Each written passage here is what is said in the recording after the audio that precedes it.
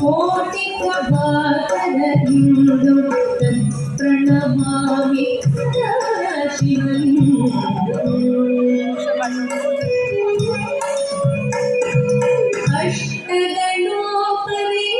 अष्टगणोपविष्टितलिङ्गं सर्वसमोपकारणलिङ्गम् अष्टदरिद्रविनाशनलिङ्गं तत्प्रणमामि सदा शिवलिङ्गम् अष्टगणोपविष्टितलिङ्गं सर्वसमोपकारणलिङ्गम् अष्टदरिद्रविनाशनलिङ्गं तत्प्रणमामि सदा शिवलिङ्गम् सुरगुरु